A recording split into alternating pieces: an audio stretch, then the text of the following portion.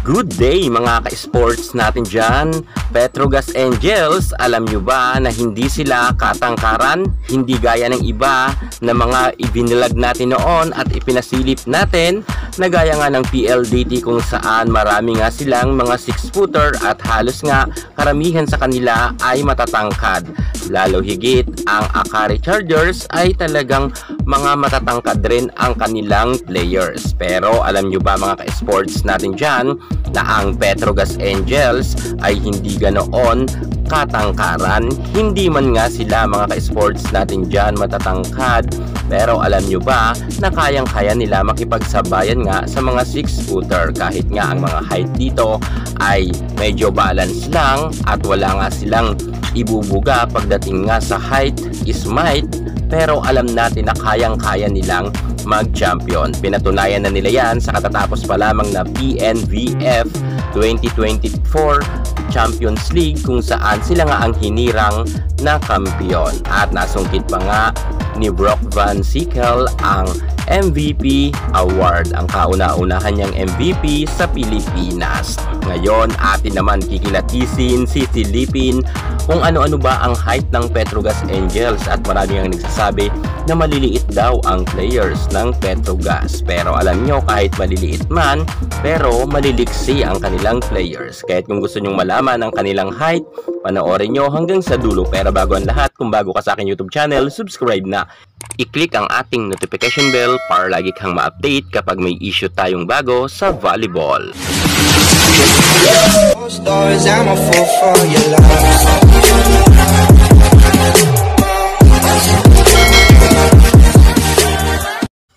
Kung ang ibang mga coaches, ang kanilang mga priority ay ang height, mukhang ang Petrogas Angels ay hindi nila masyado pinofocus sa height ang kanilang mga players.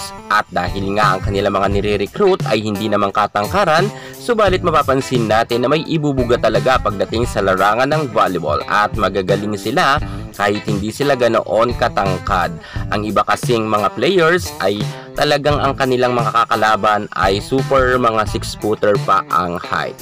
Pero alam nyo ba na ang Angels ay hindi matangkad pero magagaling? Gaya nga ng kanilang mga spikers na si Mitch Morente, Nicole Chamson, Jonas Abete na kung saan nga ay hindi naman sila ganoon katangkaran. Pero kitang-kita natin na ang tatlong players na ating nabanggit ay talagang magaling nga at may ibubuga pagdating nga sa loob ng court. Gaya nga ni Mitch Morente na may height lamang na 5'6", pero kitang-kita natin na mataas naman siya tumalon at sobrang lakas niya rin humampas ng bola. At si Jonas Abete na talagang kitang-kita naman natin na babad nga sa first 6 at sa katatapos pa lamang na PNVF Champions League ay nakamit niya nga ang kanyang kauna-unahan na award na Best Outside Spikers. At si Nicole Chamson naman ay talagang maaasahan yan kahit nasa bench, pag pinasok yan sa loob ng court ay pupuntos talaga yan.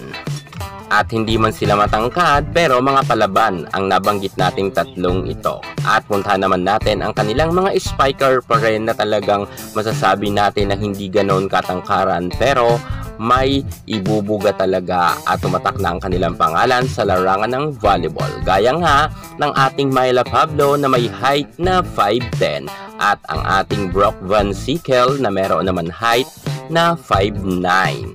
Ang nabanggit natin na si Myla Pablo at Brock Van Sickle, itong dalawang ito ay superstar nga ng Petrogas Angels. Pangungunahan talaga yan ng ating Myla Pablo at Brock Van Sickle sa paparating nga na PVL. Lalo higit ngayon nagkaroon nga ng kumpiyansa ang Petrogas Angels pagkatapos nga nila na mag-champion sa PNVF Champions League. At si Brock Van Sickle naman ay nasungkit niya nga ang award na MVP. Kung kaya nga sure tayo na talagang mataas ang kumpiyansa ng Petrogas Angels sa papasok na PVL. Ilan tulog na lang magsisimula na nga ang PVL, kung kaya nga suportahan natin ang Petrogas Angels. Hindi man sila ganong katangkaran pero tsak talaga tayo na magsha-shine ang Petrogas Angels lineup sapagkat nga magagaling talaga ito kahit hindi ganoon katangkad at sila nga ang mahigpit na makakalaban ng Creamline Cool Smashers at ng Choco Mucho,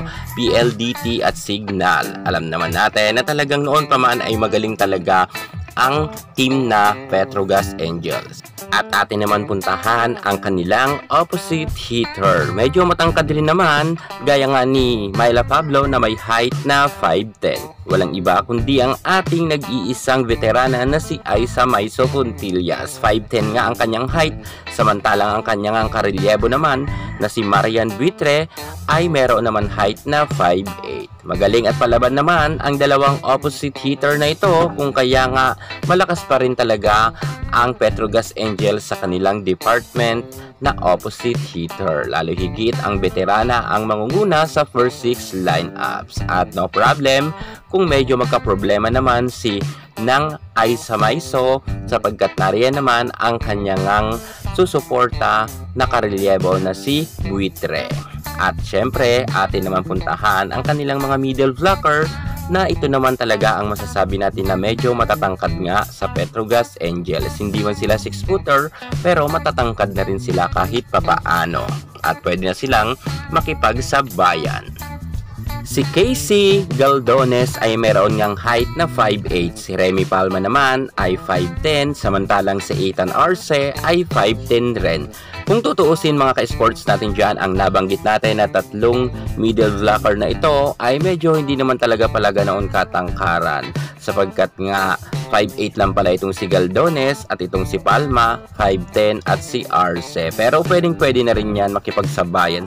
Lalo't si Palma ngayon ay medyo na-boost nga ang kanyang confidence sapagkat nga nasungkit niya ang award na Best Middle Blocker sa PNVF Champions League. Samantalang si Arce ay bata pa kung kaya malayo pa ang mararating nito at si Galdones naman ay very talented rin yan kahit hindi ganoon katangkaran. Pero eto na talaga ang medyo matangkad nga sa kanila, walang iba kundi si Rania Musa at itong si Joy Dacoron na meron nga silang height na 5'11", ang middle blocker nga ng Petrogas Angels. Sila lang dito ang matangkad mga ka-sports natin dyan na meron ngang height na 5'11".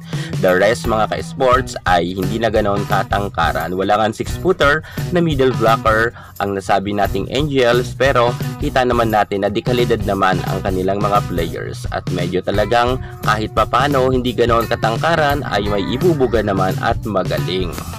Subalit si Musa ay hindi pa rin makakapaglaro sa ngayon sapagkat nga meron pa siyang injury at patuloy pa rin siya ngayon nagpapagaling. Pero si Joy Dacoron ay pwedeng na siyang isabak.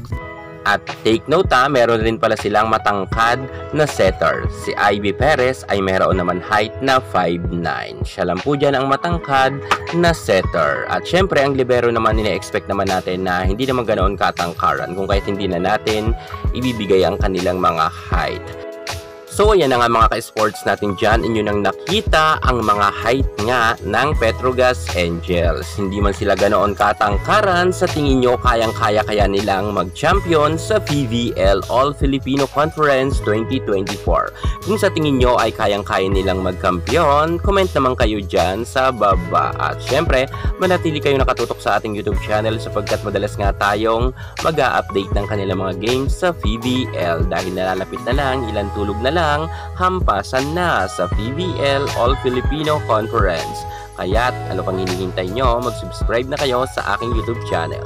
Yan muna ang pinaka-latest natin sa mundo ng volleyball. At para hindi ka mahuli sa lahat ng issue pagdating sa larangan sa volleyball, subscribe na. Thank you so much. God bless.